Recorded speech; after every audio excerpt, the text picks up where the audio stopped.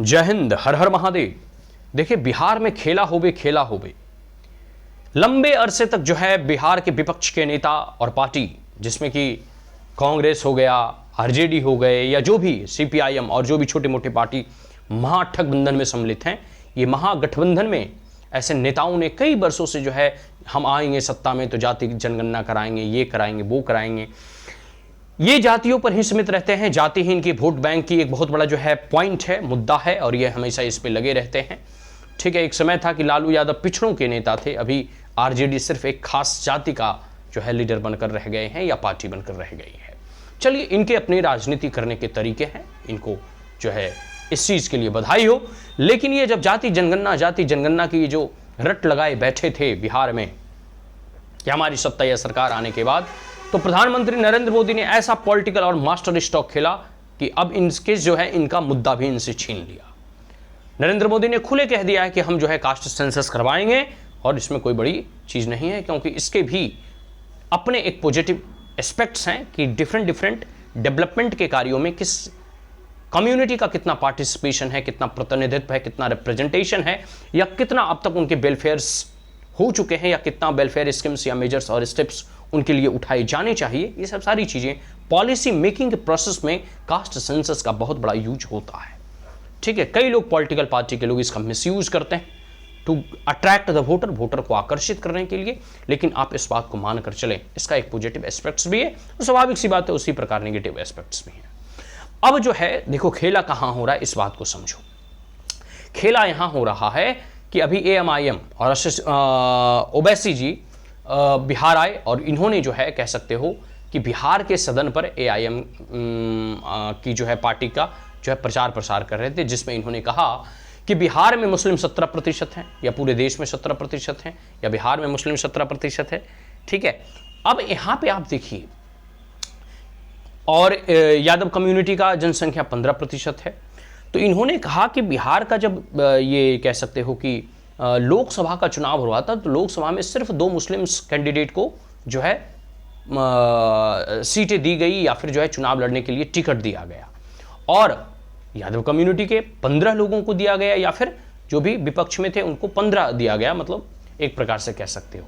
तो इनका कहना है, जो है ओवैसी का कहना है कि भाई जब तुम्हारी प्रतिशत और प्रपोर्शन जो है 17% है, और यादव कम्युनिटी का 15% है, तो आखिर इन्हें भी बराबर का हक और बराबर का सीट और बराबर का कैंडिडेट खड़ा होना चाहिए। लेकिन ऐसा तो आरजेडी नहीं कही, तो खेला यही होगा। अभी देखिए ना, और इतना ही नहीं, अभी प्रशांत किशोर भी पार्टी बनाए हैं, जनस्वराज भी चाहेगी, और जनस्वराज देखिए कैसे खेला करेगी और खेला करने का प्रयास करेगी।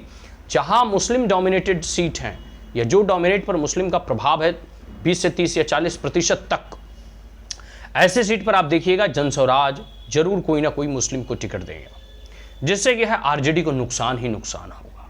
ठीक है, आरजेडी का नुकसान ही नुकसान होगा। और जहां यादव कम्युनिटी का डोमिनेशन है, स्वाभाविक सी बात है जनस्वराज वहां यादव कैंडिडेट को जो है टिकट देंगे, तो वहां भी इनकी जो है कह सकते हो कि वोट कटेगा। और ऐसे भी एक स्टेटमेंट में किसी लीडर ने कहा था कि जनस्वराज या फिर प्रशांत किशोर जो है एक वोट कटवा पार्टी है। तो इसके रिप्लाई में जो है प्रशांत किशोर ने कहा कि ठीक है, हम वोट कटवा पार्टी हैं, तो दोनों पार्टियों का मतलब सभी पार्टियों का बिहार से वोट काट के और हम सत्ता में आ जाएंगे। लेकिन वो तो आने वाला समय ही बताएगा। लेकिन यहाँ पे जो है प्रशांत किशोर की पार्टी लगभग जो है 2 पार्टियों को सबसे ज़्यादा नुकसान पहुँचाएगी, पहला आरजेडी और दूसरा जेडीयू। ठीक है, यहाँ ये सब खेला होगा। आप इसको मानकर चलिए कि एएमआईएम जो है, ये जो पार्टी है, ये भी जो है वही चाल चलती है। जहाँ जहाँ मुस्लिम डोमिनेटेड है वहाँ मुस्लिम को जो है टिकट दे देती है। ये तो ऑलरेडी एक मुस्लिम पार्टी है। ठीक है, तो ये तो अपने को छोड़कर किसी और को देगी नहीं। और इसका विचार होता है कि हर जगह जो है हम चुनाव लड़े, अपना जनाधार, अपना प्रचार प्रसार करें। तो अन्य कई सारे ऐसे सीटों पर ये अपने कैंडिडेट को खड़ा करते हैं, या फिर जब इनके भाषण होते तो आप सुनिए वैसे कैसे बार बार कहता है कि हमारी पार्टी को वोट दो, हमें वोट दो, हम ही जो है मुस्लिम के सही मायनों में लीडर हैं।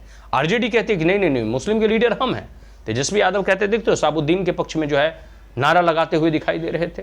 तो इस बात को समझिए, कहीं ना कहीं ये पॉलिटिकल टसल, सो कॉल्ड जो है जाति जनगणना की बार बार ये लोग बात कर रहे थे। अभी तो जाति जनगणना और कास्ट सेंसस आया ही नहीं।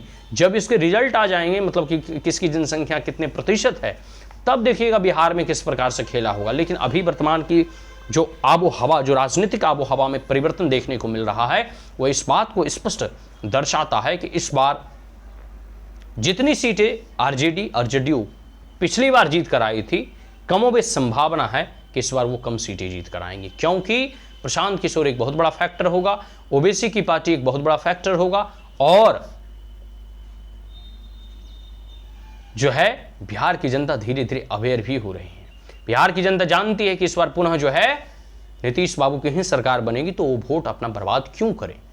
ठीक है, तो आज के लिए देखिए इतना ही। आशा करते हैं वीडियो आपको अच्छा लगा हो। इसमें कोई आपकी राय, कोई सुझाव, कोई कमेंट है तो कमेंट बॉक्स में जरूर कमेंट करें। ठीक है, और हमारे वीडियो को अधिक से अधिक लाइक करें, शेयर करें और सब्सक्राइब करें।